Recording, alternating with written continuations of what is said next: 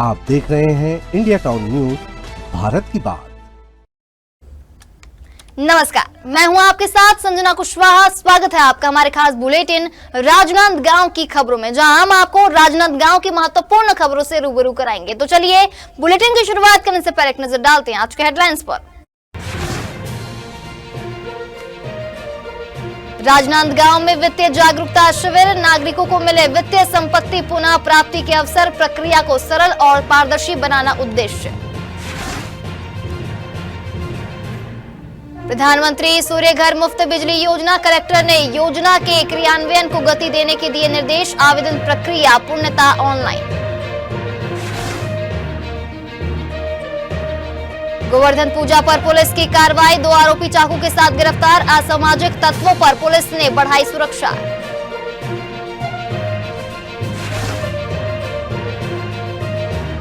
काली माई मंदिर परिसर में मड़ई मेला आयोजित, सालों पुरानी परंपरा की धूम, लोक संस्कृति और धार्मिक आस्था का संगम, भाई दूज से शुरू होती है परंपरा। शांति बनाए रखने के लिए पुलिस की कार्रवाई, वाद विवाद कर रहे 5 आरोपी न्यायालय में पेश, आरोपियों पर हुई प्रतिबंधात्मक कार्रवाई। चलिए बढ़ते हैं खबरों की ओर। राजनांदगांव जिले के ग्राम धामनसरा में इस वर्ष दीपावली पर्व की खुशियों की श्रृंखला पूरे उत्साह के साथ मनाई गई। गांव में दीपों की रोशनी और रंगोली की सजावट से घर आंगन झिलमिला उठे। वहीं मंदिरों में श्रद्धालुओं ने दीप जलाकर और पूजा अर्चना कर भक्ति का वातावरण बना दिया। तो वही दीपावली के दूसरे दिन ग्रामीणों ने परंपरागत रूप से भगवान श्री कृष्ण की आराधना करते हुए गोवर्धन पर्वत का प्रतीक स्थापित किया।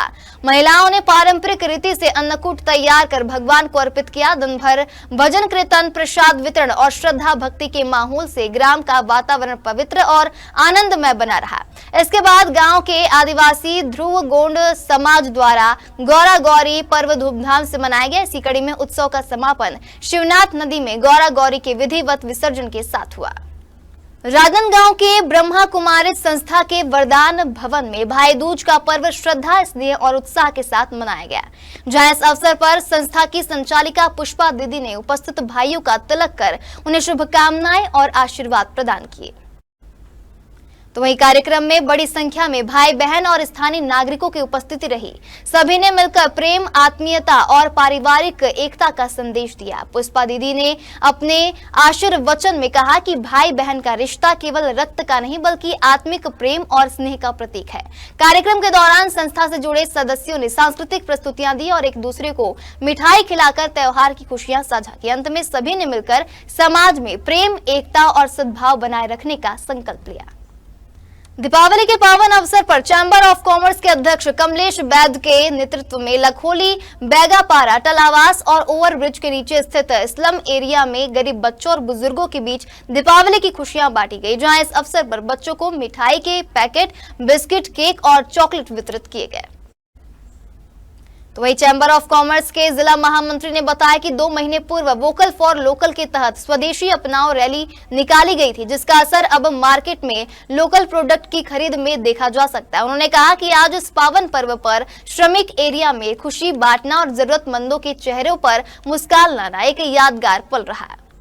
कलेक्टर जितेंद्र यादव ने कलेक्ट्रेट सभा कक्ष में प्रधानमंत्री सूर्य घर मुफ्त बिजली योजना के सफल क्रियान्वयन के लिए छत्तीसगढ़ राज्य विद्युत वितरण कंपनी मर्यादित यानी कि CSEB के अधिकारियों एवं बैंकर्स के साथ बैठक की, जहां इस दौरान कलेक्टर ने अधिकारियों को योजना के प्रति पूर्ण प्रतिबद्धता और सक्रियता के साथ कार्य करने के निर्देश दिए।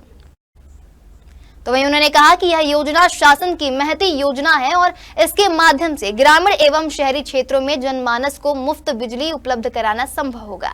उन्होंने कहा कि लोगों को योजना के लाभ के बारे में जागरूक करें और अधिक से अधिक आवेदन सुनिश्चित करें। कलेक्टर ने विशेष रूप से सभी सहायक अभियंता CSEB को कार्य में तेजी लाने और योजना के समस्त कार्यों की साप्ताहिक समीक्षा सुनिश्चित करने के निर्देश दिए। आपको बता दें कि वर्तमान में आवेदन प्रक्रिया पूर्णतः ऑनलाइन है और उपभोक्ता स्वयं वेंडर का चयन कर सकते हैं। थाना बसंतपुर पुलिस ने गोवर्धन पूजा के दौरान जनता को डराने धमकाने वाले असामाजिक तत्वों के खिलाफ सख्त कार्रवाई की है, जहां पुलिस ने 2 आरोपियों को गिरफ्तार कर उनके कब्जे से धारदार चाकू बरामद किए हैं।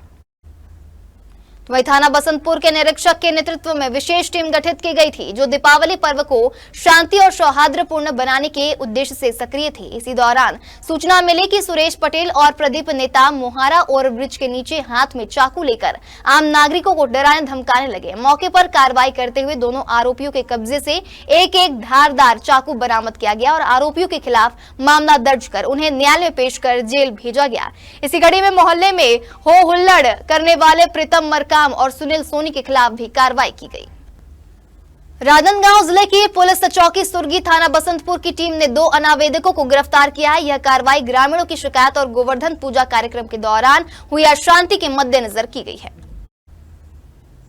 पुलिस के अनुसार ग्राम पारीखुर्द में आयोजित गोवर्धन पूजा के दौरान इन अनावेदकों ने ग्रामीणों के साथ झड़प, गाली गलौज और धमकियां दी। इस घटना से ग्रामवासियों में आक्रोश फैल गया, जिसके बाद निरीक्षक शंकर गिरी गोस्वामी के नेतृत्व में कार्रवाई करते हुए पुलिस ने दोनों आरोपियों को गिरफ्तार कर एसडीएम न्यायालय में पेश किया है। राजनांदगांव के पुराने बस स्टैंड स्थित ऐतिहासिक काली माई मंदिर परिसर में इस वर्ष भी पारंपरिक मड़ई मेला की शुरुआत हो गई है। बताया जा रहा है कि यह मेला करीब 75 से 80 साल पुराना है और हर वर्ष भाई दूज के दिन से आयोजित किया जाता है। तो वही स्थानीय लोगों के अनुसार मड़ई मेले की शुरुआत सबसे पहले यहीं से होती है। इसके बाद छत्तीसगढ़ के अन्य हिस्सों में मेलों की श्रृंखला प्रारंभ होती है। इस ऐतिहासिक आयोजन की जिम्मेदारी काली माई मंदिर समिति द्वारा निभाई जाती है।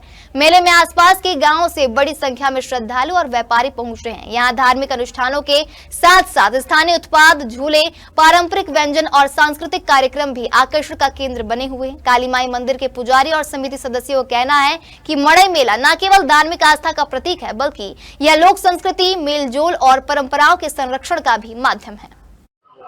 ये माँ काली मंदिर जो के उपलक्ष्य में और भाई दूज के दोनों के ज्वाइंट उसमें इवेंट होता है, जो और बहुत पहले का मेला, पुराना मेला है और छत्तीसगढ़ का सर्वप्रथम मंडई इसी को माना जाता है। और यहाँ पर भीड़ देख लो, आप खुद आप देख सकते हैं कि भव्य और अच्छा मेला यही लगता है और बहुत शांति का माहौल रहता है।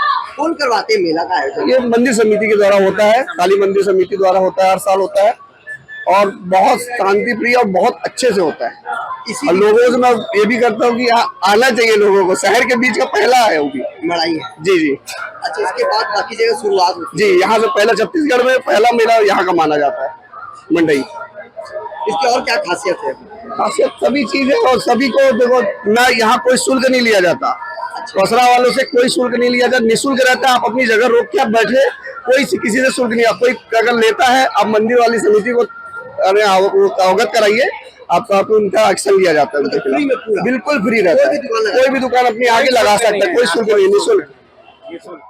शहर में शांति व्यवस्था बनाए रखने के लिए डोंगरगढ़ पुलिस ने 5 आरोपियों के खिलाफ प्रतिबंधात्मक कार्रवाई करते हुए न्यायालय में पेश किया। दरअसल राजनांदगांव पुलिस अधीक्षक के निर्देश में थाना प्रभारी डोंगरगढ़ निरीक्षक ने अपने दल के साथ लगातार गश्त और पेट्रोलिंग कर अवैध गतिविधियों और संदिग्ध व्यक्तियों पर नजर रखी।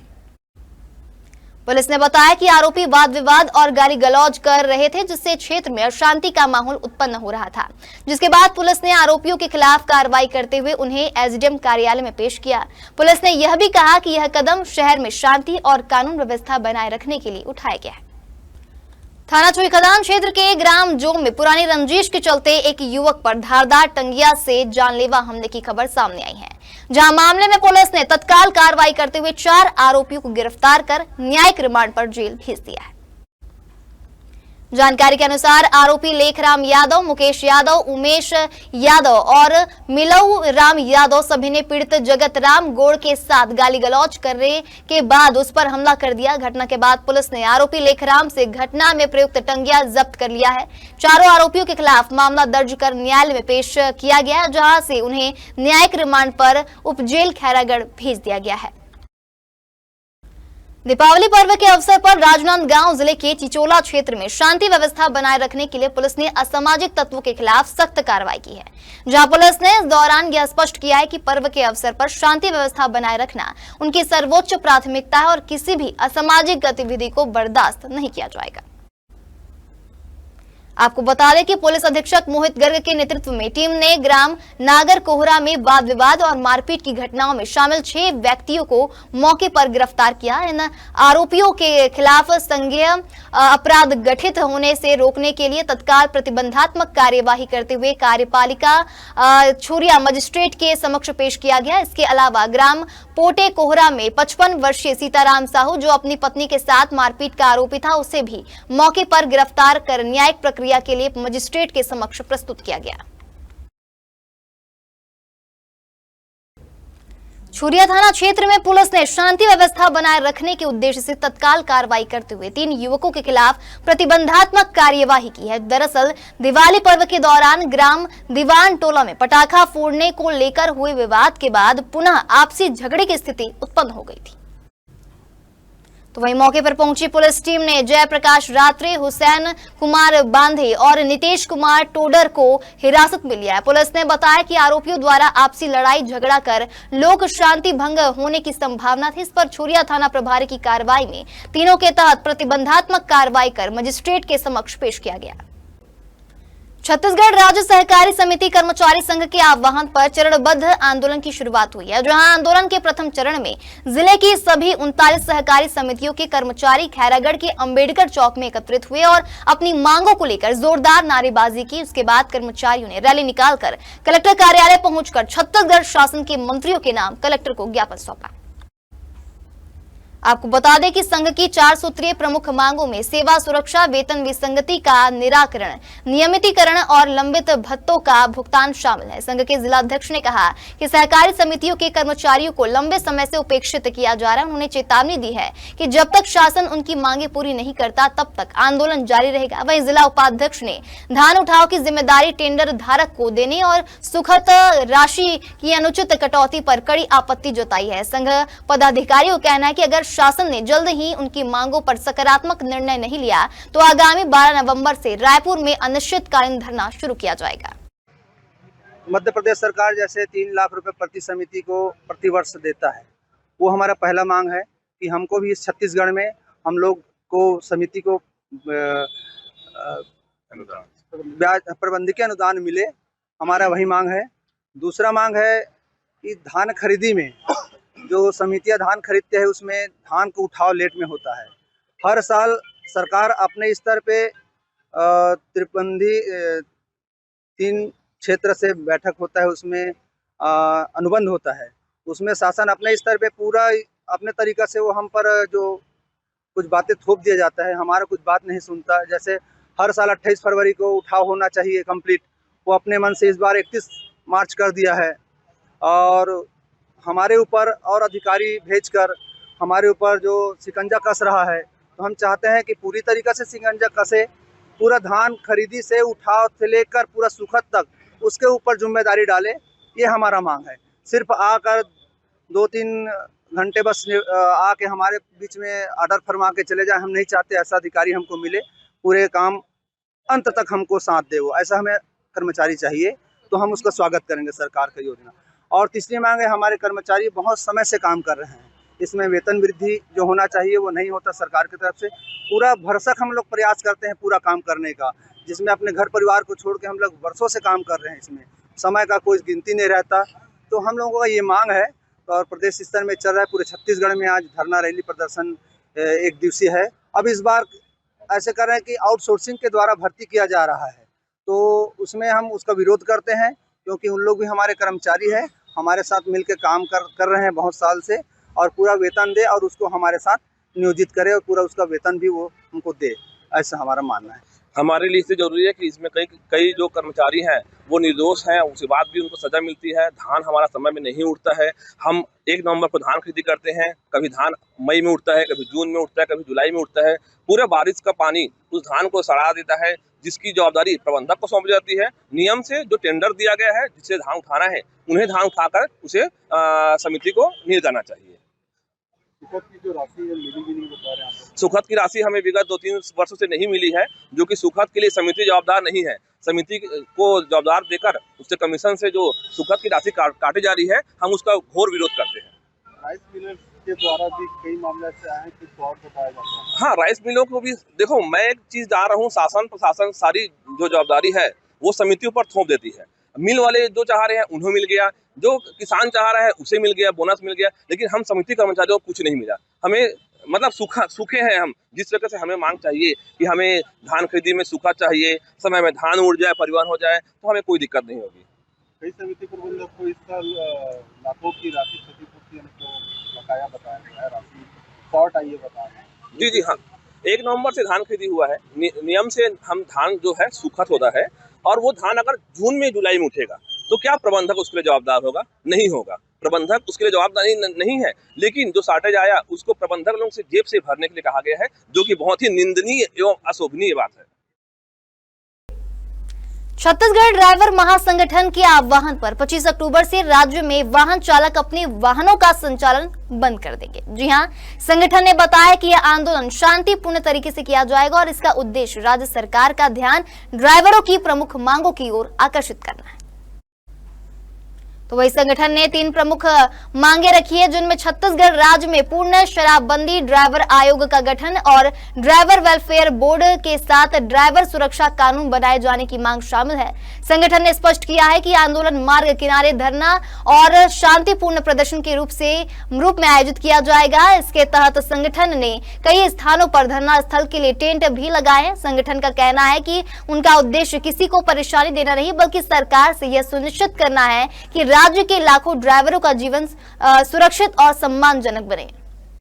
छत्तीसगढ़ में अब ड्राइवर महासंघ के द्वारा एक बड़ा आंदोलन की तैयारी की जा रही है। इस आंदोलन के बारे में अगर आपको बता दें तो पूरे प्रदेश भर में छत्तीसगढ़ ड्राइवर महासंगठन की ओर से एक आह्वान किया गया है। इस आह्वान के बारे में अगर आपको बताएं तो ड्राइवर जो है अब अपनी गाड़ी की स्टीयरिंग को छोड़ने वाले हैं। जी हाँ, अब उन सभी आम जनता, उन सभी व्यापारियों के लिए ये बड़ी खबर है कि अब लोगों को एक जगह से दूसरे जगह जाने के लिए काफ़ी दिक्कतों का सामना करना पड़ेगा। अपने दुकान के कई सारे सामानों को आयात या निर्यात करवाने के लिए उनको काफ़ी दिक्कतों का सामना करना पड़ेगा। आखिरकार ये पूरा मामला क्या है और क्यों ड्राइवर महासंघ के द्वारा इस प्रकार के निर्णय लिए गए हैं, जिसमें पूरा अनिश्चितकालीन तक के स्टीयरिंग छोड़ो आंदोलन का आह्वान किया गया। अभी हमारे साथ में तमाम जो तस्वीरों के माध्यम से देख पा रहे होंगे, ये राजनांदगांव के ड्राइवर संघ इकाई के लोग हैं। अभी हमारे साथ में जिला अध्यक्ष हेमनाथ देवांगन भी है। जी देवांगन जी, बताएंगे क्या कुछ मामला है, क्यों आप लोग इस अनिश्चितकालीन का आह्वान किए हैं? जी, सबसे पहले तो आपके चैनल को मैं धन्यवाद दूंगा और आम जनता से माफ़ी भी मांगना चाहूँगा जो हमारे कारण आप लोग को तकलीफ होगा। तो मैं बताना चाहूँगा कि छत्तीसगढ़ ड्राइवर महासंगठन जो कि ड्राइवर के लिए हमेशा हित में काम कर रहे हैं, और आज देखा जा रहा है कि हमारे जो सरकार है 78 साल आज देश को आज़ाद हुए, लेकिन कहीं पर भी भारत सरकार ने कभी भी, चाहे वो कांग्रेस की पार्टी हो चाहे भाजपा की सरकार हो, यहाँ पर हमारे ड्राइवर समाज के लिए कभी कल्याण योजना बनाया नहीं है। तो इसलिए हम लोग चाहते हैं हमारे लिए कल्याण योजना की मांग जो किए हैं वो हमारे लिए यहाँ पर मांग को पूरा किया जाए। क्या क्या मांगे? सबसे पहले तो हमारे ड्राइवर भाइयों के लिए जो कि आज सरकार देखा जा रहा है, आम जनता हमें बदनाम किया जाता है शराब को लेकर। जी, ड्राइवर इतने बदनाम हो चुके हैं, जो ड्राइवर भाई हमेशा शराब के नशे में नहीं रहते हैं, जो वर्तमान में हम इतने अभी वर्तमान में हैं ड्राइवर भाई, वो क्या नशे में लग रहे हैं? लेकिन नहीं, यहाँ पर देखा जा रहा है कि हम लोग को बदनाम किया जाता है कि हमेशा शराब के नशे में रहते हैं। आज देखा जा रहा है कि कहीं ना कहीं हमारे जो अगर कोई ड्राइवर भाई शादी नहीं किए हैं तो उनको लड़की देने के लिए तक तैयार नहीं है। इसलिए हम चाहते हैं कि हमको इस बदनामी से दूर करे, इसलिए हम चाहते हैं छत्तीसगढ़ में शराब बंदी हो जाए। तो पहला मांग है शराब बंदी। हाँ, जो कि एक जनहित का मुद्दा भी है। जनहित का भी मुद्दा है और ये आम जनता को भी फायदा है। जो इसमें चाहता हूँ कि आम जनता भी हमारे साथ दे, ताकि ये छत्तीसगढ़ को जो बर्बाद कर रहा है शराब, उसमें सभी समाज के लोगों को हमको बढ़ चढ़ कर हिस्सा लेना चाहिए और उसमें साथ देना चाहिए। और हमारे दूसरी मांग है वेलफेयर बोर्ड, जो कि हमारे लिए कल्याण योजना। तीसरी मांग है हम ड्राइवर के लिए एक दिन, आज देखा जा रहा है हर समाज में एक दिवस रहता है, चाहे वो हिंदू धर्म हो चाहे मुस्लिम धर्म हो चाहे सिख में हो, उसी प्रकार एक ड्राइवर समाज आज अलग विषय में एक मतलब कैलेंडर में चाहते हैं कि एक दिन दिवस हो। हमारे 1 सितंबर ड्राइवर दिवस के रूप में हमको त्यौहार के रूप में मनाया जाए, ये पूरे भारत में आह्वान चल रहा है। तीसरी मांग है हमारे लिए सुरक्षा कानून। आज देखा जा रहा है कि रोड रास्ते में हमको कहीं पर भी मारा जाता है, कहीं भी पीट देता है, कोई गाली दे देता है, कोई हमारा पेमेंट रोक देता है। तो इसलिए हमें सुरक्षा कानून हमें चाहिए।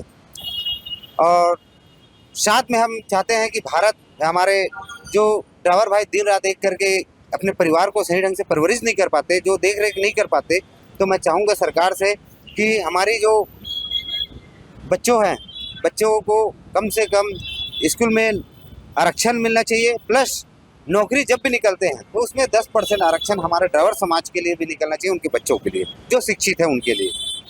और हम चाहते हैं कि हमारे जो ड्राइवर भाई हैं 20 लाख रुपए मुआवजा, जो एक्सीडेंट अगर मृत्यु हो जाता है किसी ड्राइवर भाई की तो उसको 20 लाख रुपए मुआवजा सरकार की ओर से मिलना चाहिए। और इंश्योरेंस का जो पैसा मिलता है वो डायरेक्ट उनके परिवार के खाते में आना चाहिए। यहाँ पर देखा जा रहा है कि कहीं भी आज हमारे ड्राइवर भाई अगर कोई मृत्यु हो जाता है ड्यूटी के उपरांत तो उनको इंश्योरेंस तक की नसीब नहीं होता। और हमारे पांचवा मांग है जो हमें 10 लाख रुपए जो हाथ पैर अपंग हो जाते हैं तो 10 लाख रुपए उनको मुआवजा मिलना चाहिए। और साथ में हमारे जो बीच में अभी आप लोग देखे होंगे कि 1 जनवरी से 3 जनवरी 2023 में जो आंदोलन हुआ था हिट एंड रन के बारे में, तो हिट एंड रन को बंद करके अब क्या किया है 105/5 में लगा दिया है, जो ड्राइवर को 110 साल की सजा है उसमें। तो ये भी धारा हटना चाहिए। ड्राइवर को जानबूझ के इतना एक्सीडेंट नहीं करता, अगर एक्सीडेंट हो जाता है तो वहाँ पर उनको 10 साल की सजा नहीं देना चाहिए। और सबसे पहले तो मैं मांग करना चाहता हूँ कि हमारे जो ड्राइवर भाई को रास्ते में अगर कहीं एक्सीडेंट होता है उसको मारते हैं तो उनके ऊपर कार्रवाई होना चाहिए, उनके ऊपर भी ये नियम लागू होना चाहिए कि कम से कम 5-7 साल की उनको भी सजा हो। तो उस दिन जिस दिन ऐसा नियम लागू हो जाएगा उस दिन हमारे ड्राइवर भाई जहाँ पर भी एक्सीडेंट होता है किसी भी आम जनता को तो वहाँ पर तुरंत हॉस्पिटल ले जाने के काम कर सकते हैं। देखिए आप लोग का जो आंदोलन है शराबबंदी को लेकर के है, कई सारी और भी आपने मांगे बताया है, लेकिन अब ये जो आप लोग का हड़ताल चल रहा है जो कल से 25 तारीख से शुरू होने वाला है, इस हड़ताल में देखा जाए तो अब पूरे प्रदेश के लोग काफ़ी ज़्यादा प्रभावित होंगे। कहीं पर सामानों के आयात और निर्यात पर भी काफ़ी गंभीर समस्या खड़ी होगी, लोगों को आवागमन के लिए भी काफ़ी दिक्कतों का सामना करना पड़ेगा। इसकी जिम्मेदारी कौन है? इसकी जिम्मेदारी पूरी सरकार रहेंगे, क्योंकि इनको हम अवगत कम से कम 1.5 साल से हम करा रहे हैं। 2024 में अक्टूबर में दिए थे, 23 अक्टूबर को पहला ज्ञापन दिए थे, उसके बाद 19 मार्च को दिए थे, उसके बाद 6 जून को दिए थे और उसके बाद अभी अक्टूबर में और दिए 3 अक्टूबर को। तो ये 4 बार हम अल्टीमेटम सरकार को दे चुके कि हमारी मांग को किया जाए, अन्यथा हम स्टेइंग छोड़ो आंदोलन में जाएंगे। क्योंकि आज हम देख रहे हैं कि हमारी कोई सुनवाई नहीं हो रहा है, इसलिए हम ये आंदोलन जो है वो केवल राजनांदगांव के लिए रहेगा या पूरे छत्तीसगढ़ प्रदेश के लिए रहेगा या पूरे भारत देश के लिए? नहीं, ये पूरे छत्तीसगढ़ के लिए है। और मैं आम जनता को बताना चाहूँगा कि हमारे जो महाराष्ट्र से, एमपी से कई ऐसे ड्राइवर भाई हैं जो हमें साथ देने के लिए तैयार हैं और वो अपने गाड़ी को अभी से खड़े कर दिए वहाँ से कि हम छत्तीसगढ़ नहीं आएंगे और छत्तीसगढ़ में कोई सामान लाने के लिए तैयार नहीं है अभी वर्तमान में। तो ये मैं चाहूँगा, आम जनता से भी कहूँगा कि आपके पास एक दिन टाइम है, आप चाहे तो राशन भर सकते हैं, नहीं तो आने वाले समय में आपको नुकसान हो सकता है, भारी रेट में लेना पड़ जाए। किन किन प्रकार की गाड़ियाँ यहाँ पर चल सकती है जो आप लोगों ने छूट रखे हुए हैं, और किन किन प्रकार की गाड़ियाँ नहीं चल सकती? मैं चाहूँगा कि सबसे पहले तो मैं बताना चाहूँगा अपना फायर ब्रिगेड है, और दूसरा है एम्बुलेंस, तीसरा पुलिस प्रशासन। बाकी हम चाहेंगे कि सभी ड्राइवर जो है वो हमारे साथ है। ये जो गाड़ियाँ हैं, एम्बुलेंस है और पुलिस प्रशासन की गाड़ी है, फायर ब्रिगेड की गाड़ियाँ हैं, ये सब चलते रहेंगे। बाकी सारी जो गाड़ियाँ हैं, सारे जो ड्राइवर्स हैं वो सारे लोग प्रभावित रहेंगे। बिल्कुल, इसमें हमारे साथ रहेंगे और समय से समर्थन देने की भी कोशिश की है। आपके संगठन में पूरे प्रदेश में कितने लोग हैं? हमारे संगठन में करीब पूरे 90,000 करीब हैं। 90,000? हाँ, और इस आंदोलन में कम से कम 5 लाख ड्राइवर उतरने वाले हैं। 5 लाख ड्राइवर। देखिए, अब कहीं ना कहीं ये काफी गंभीर विषय है कि 5 लाख ड्राइवर लोग पूरे छत्तीसगढ़ प्रदेश के इस आंदोलन में आंदोलन रहित हो चुके हैं और 25 अक्टूबर से स्टीयरिंग छोड़ो आंदोलन का आह्वान किए हुए हैं। अब देखना तो ये होगा कि पूरे छत्तीसगढ़ प्रदेश में इस आंदोलन को कितना प्रभावशील बनाता है और क्या सरकार इनकी मांग को पूरी कर पाती है, जो कि कहीं ना कहीं काफ़ी सामाजिक संगठन, काफ़ी लोग जो है वो इस प्रकार के मामले और मुद्दों को उठाते हुए नजर में आए हैं। जिस प्रकार से आप आम जनता के मुद्दों को देखते हैं कि शराबबंदी हो, क्योंकि शराब ही एक ऐसा विषय हो जाता है, नशा ही एक ऐसा विषय हो जाता है जिसकी वजह से आए दिन दुर्घटना से लोग जो है वो पीड़ित हो जाते हैं। अब देखना तो ये होगा कि संगठन के कितने लोग इसमें प्रभावित होते हैं और आम जनता को इस आंदोलन का कितना ज्यादा खामियाजा भुगतना पड़ता है। धान सोसाइटी के प्रबंधक और ऑपरेटर्स ने अपनी 4 सूत्रीय मांगों को लेकर राजनांदगांव कलेक्ट्रेट के सामने धरना प्रदर्शन शुरू कर दिया है। आपको बता दें, उनका कहना है कि सरकार ने पिछले साल भी उन्हें सुखद का पैसा दिलाने का वादा किया था, लेकिन अब तक कोई भुगतान नहीं किया गया है। आपको बता दें, धान खरीदी का नया सत्र शुरू होने वाला है, लेकिन पुराना बकाया पैसा ना मिलने से समिति प्रबंधक और ऑपरेटर्स नाराज हैं। उन्होंने बताया कि उनकी मांगों में पुराने बकाया भुगतान के साथ साथ अन्य जरूरी मुद्दे भी शामिल हैं। धरना स्थल पर पहुंचे प्रबंधक और ऑपरेटर्स ने चेतावनी दी है कि अगर उनकी मांगों को समय रहते पूरा नहीं किया गया तो वे आगामी दिनों में और सख्त कदम उठाएंगे। छत्तीसगढ़ के पूरे 33 जिले में आज 24 तारीख को धरना रैली ज्ञापन का कार्यक्रम रखा गया है, जिसमें राजनांदगांव जिले के 74 सोसाइटी के 96 उपार्जन केंद्र के केंद्र प्रभारी और कंप्यूटर ऑपरेटर यहाँ शामिल हैं। और ये हमारी मांगे विगत 3 वर्ष से लगातार चल रही है। और बहुत बड़ी विडंबना ये बता दूं कि कोई भी जब भी समझौता होता है और समझौता में अंत में ये बात तय होती है कि आप लिखित में दे दे। पिछले साल हमारे साथ छत्तीसगढ़ शासन ने बहुत बड़ी धोखा की है। पिछले साल रीता शर्मा जो खाद्य सचिव थे, जिनके द्वारा लिखित में आश्वासन दिया गया कि 28 फरवरी के बाद जो भी सुखद आएगी उसका हम सुखद प्रदान कर देंगे 2058 समिति को, लेकिन इतना बड़ा बेईमानी हुआ जिसको हम सोच नहीं सकते। और लिखित देने के बाद भी वो मुकर गए। और ये इस परिप्रेक्ष्य में इस साल तो और बहुत बड़ी विडंबना है कि पिछले साल 14 नवंबर से धान खरीदी प्रारंभ हुई थी, जो 28 फरवरी तक उठ जाना था, लेकिन इस बार 30 मार्च कर दिए। और जो परिवहन उठना था वो 10 दिन का जो मिलर को टाइम देते थे 15 दिन का टाइम दे रहे हैं। तो आप बता सकते हैं कि सरकार की मानसिकता किसानों से सुचारू रूप से धान खरीदने की है कि नहीं है। और यहाँ तक बफर लिमिट पिछले साल 7,000 रहता था, इस साल 14,700 कर दिए हैं। आप बताइए कि 15 नवंबर को हम धान खरीदी करेंगे और वो मार्च को धान उठाएगा, 28 मार्च को हम उठाएंगे करके, तो स्वाभाविक है कि धान की प्रवृत्ति है कि वो सूखना, धान सूखेगा ही। तो सरकार को इतना ये नॉलेज नहीं है कि धान सूखता है कि नहीं है, और जहाँ धान सुखद की व्यवस्था है उनको हटा दिए हैं। तो साफ जाहिर है कि सरकार धान नहीं खरीदना चाहता और एक पॉइंट लगा के जितने भी केंद्र प्रभारी है उनको वो फंसाना चाहती है और जेल में डालना चाहती है। दूसरी बात ये कि नया केंद्र प्रभारी की एक आदेश दिया है छत्तीसगढ़ शासन के, नए केंद्र प्रभारी द्वारा धान खरीदी जाएगी।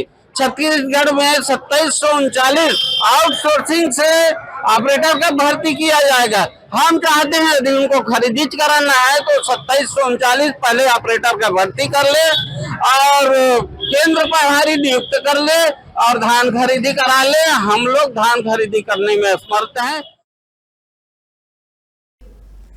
राजनांदगांव के जनता कॉलोनी से जमीन को लेकर एक धोखाधड़ी का मामला सामने आया, जहां प्रार्थी शैलेश कुमार जैन के अनुसार उनके पिता की जमीन के साथ धोखाधड़ी कर आरोपी विदेश फरार हो गया है।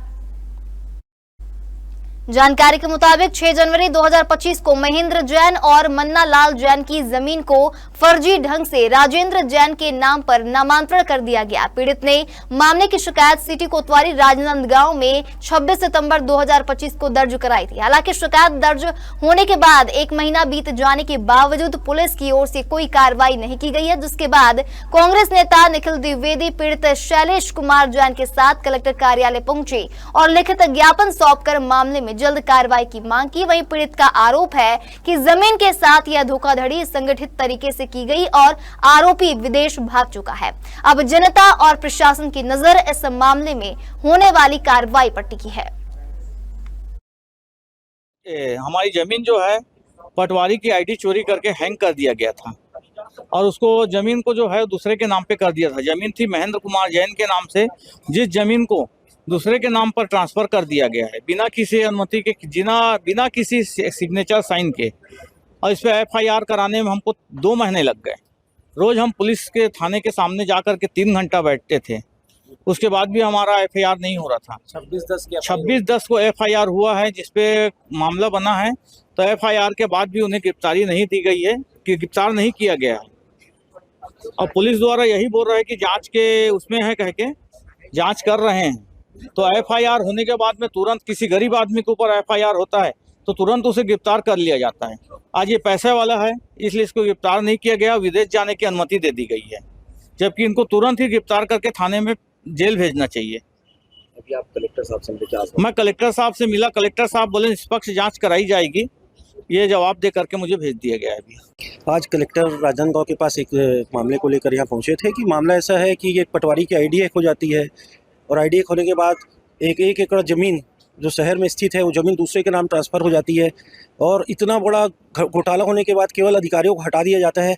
कुछ लोगों के ऊपर एफआईआर होती है, राजेंद्र जैन नामक व्यक्ति के ऊपर एफआईआर होती है, वो भारतीय जनता पार्टी का नेता है। और एक कोई तिवारी हैं जो यहाँ के कंप्यूटर ऑपरेटर थे, एफआईआर होती है, बड़ी बड़ी धारा लगती है, लेकिन उनकी गिरफ्तारी नहीं कर पाती पुलिस, क्योंकि उनके हाथ पैर फूलते हैं, क्योंकि उनके ऊपर संरक्षण भारतीय जनता पार्टी के बड़े नेताओं का है, इसलिए पुलिस दबावपूर्ण कोई कार्रवाई नहीं कर पा रही है। साथ ही यहाँ पर जो विभागीय जांच अभी तक पूरी नहीं हो पाई है, मामला 4 महीने पुराना है, तो इसको लेकर आज कलेक्टर से बात हुई है। कलेक्टर ने कहा है कि मुझे एक आवेदन दे दीजिए, मैं इसकी निष्पक्ष जांच भी कराऊंगा और दोषियों पर कार्रवाई भी करूँगा। वित्त मंत्रालय भारत सरकार के निर्देशन में आपकी पूंजी आपका अधिकार कार्यक्रम के तहत राजनांदगांव में एक विशेष शिविर का आयोजन किया गया, जहां इस शिविर का मुख्य उद्देश्य वित्तीय क्षेत्र में लंबित और अनक्लेम्ड एसेट्स के निपटारे की प्रक्रिया को सरल और पारदर्शी बनाना था। बता दें, शिविर में नागरिकों को उनकी अनक्लेम्ड एसेट्स की जानकारी प्राप्त करने और उन्हें पुनः प्राप्त करने के लिए आवश्यक मार्गदर्शन प्रदान किया गया।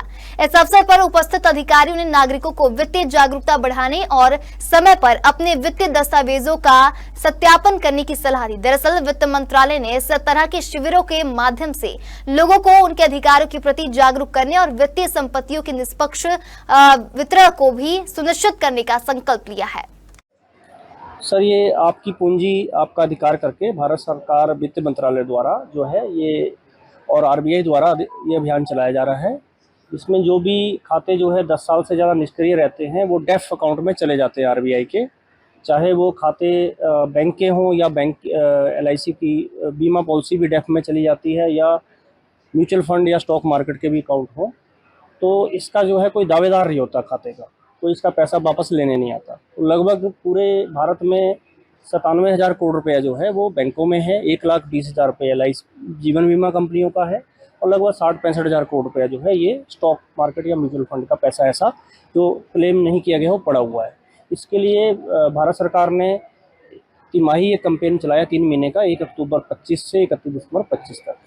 तो ये पूरे जो है डिफरेंट अलग अलग फेज में जो है ये चलाया जा रहा है। दूसरी फेज में हमारे छत्तीसगढ़ में कोरबा एवं राजनांदगांव में जिला स्तरीय कैंप किया जा रहा है। इसमें हम जो खाते हैं जो क्लेम नहीं किए गए हैं, इसमें राजनांदगांव में लगभग 27 करोड़ रुपये ऐसा धन है जो कि क्लेम नहीं किया गया है और वो आरबीआई को चला गया, बैंकों के माध्यम से आगे दे दिया गया। तो बैंक इसमें प्रयत्न कर रहे हैं कि जो भी उसका खाता धारक हो या खाता धारक की मृत्यु हो गई है तो उसके आगे दावा करता हूँ, उनसे बैंक सभी संपर्क कर रहे हैं, सभी बैंक कर रहे हैं, एलआईसी कर रही है और उनको पैसा वापस कराने के लिए हम सहयोग कर रहे हैं। इसमें काफ़ी खाते जो हैं ये लगभग 10 करोड़ के लगभग जो है सरकारी विभागों के भी है, वो पैसा भी सरकारी विभागों को वापस किया जा रहा है। तो अभी जो है लगभग हमारे यहाँ जो है 23 दिन हो गए हैं अभियान को चलते हुए, तो लगभग हमारे सभी बैंकों ने जो है लगभग 1.25 करोड़ रुपया जो है अभी वापस किया है सबको, 27 करोड़ में से। कितने खातेधारक होंगे सर इसमें? सर, खातेधारक छोटे भी हैं बड़े भी हैं, तो लगभग 89,700 खाताधारक है। और किसी का 2 रुपया भी है तो वो भी डेफ में आता है। और ऐसे भी खाते हैं जो सबसे बड़े हैं 55 लाख रुपए भी पड़ा हुआ है सरकारी विभाग। कितने क्लेम आए सर? क्लेम सर लगभग जो है हमारे पास SBI में 48 आए हैं, तो बाकी बैंकों में लगभग हमारे पास क्लेम जो सेटल हो गए हैं वो लगभग 150 के लगभग हो गए सर, 140 के लगभग। और क्लेम अगर कहें तो लोगों ने अप्लाई किया है तो वो लगभग हमारे पास जो 260-70 के आसपास आज क्या है सर? आज सर लगभग जो है जो हम देख रहे हैं, क्योंकि शिविर है सुबह से लोग आ रहे हैं और शिविर में जो है लगभग अभी तक जो है 20-25 लोग आ चुके हैं हमारे पास पूछने के। कुछ प्रमाण पत्र वगैरह? हाँ, उनको सर गाइड किया जा रहा है, उनसे लोग कुछ अपने पेपर भी लाए हैं, उनको गाइड भी कर रहे हैं कैसे होगा। अब उसमें प्रक्रिया रहती है, हम आगे भेजते हैं, बैंक अपने हेड ऑफिस को भेजता है, फिर RBI को जाता है, तो लेकिन हम गाइड कर रहे हैं कि क्या होगा। और जितना आज किया जा रहा है उतना आज कोशिश कर रहे हैं कि आज उनकी फॉर्मेलिटी पूरी कर ली जाए। बिहार जाने वाले सभी नियमित ट्रेन पैक हैं, उनमें यात्रियों को जगह नहीं मिल रही है। इसे ध्यान में रखते हुए रेलवे ने दुर्ग से पटना और गोंदिया के बीच एक फेरे के लिए स्पेशल ट्रेन चलाने की घोषणा की। आपको बता दें यह ट्रेन दुर्ग और गोंदिया से 25 अक्टूबर को रवाना होगी, वहीं पटना से 26 अक्टूबर को चलेगी। आपको बता दें कि छठ पूजा के अवसर पर छठ पूजा में शामिल होने जाने और आने वाले यात्रियों की विशेष सुविधा और उन्हें कंफर्म बर्थ के साथ यात्रा सुनिश्चित करने रेलवे प्रशासन द्वारा छठ स्पेशल ट्रेन चलाने का निर्णय लिया गया। आपको बता दें छठ स्पेशल गाड़ी दुर्ग पटना दुर्ग के मध्य एक फेरे के लिए चलाई जा रही है। यह गाड़ी दुर्ग से 25 अक्टूबर को और पटना से 26 अक्टूबर को चलेगी। रेलवे हमेशा यात्रियों को ध्यान में रखते हुए, ऊपर से क्या है कि छठ बिहार यूपी वाले का एकदम बहुत ही पवित्र त्योहार होता है और उसमें सभी गाड़ियों में इतनी भीड़ रहती है कि टिकट मिलना का मुश्किल हो जाता है। तो इस वजह से रेलवे जो है हर बार की तरह इस बार भी कुछ गाड़ियां जो कि गोंदिया से पटना के लिए चलाई है, जो कल भी एक चली थी और आज भी आएगी और कल के डेट में 25 तारीख को भी आएगी, जिससे कि यात्रियों को बहुत आसान होगी घर जाने के लिए और छठ का त्योहार मना सके।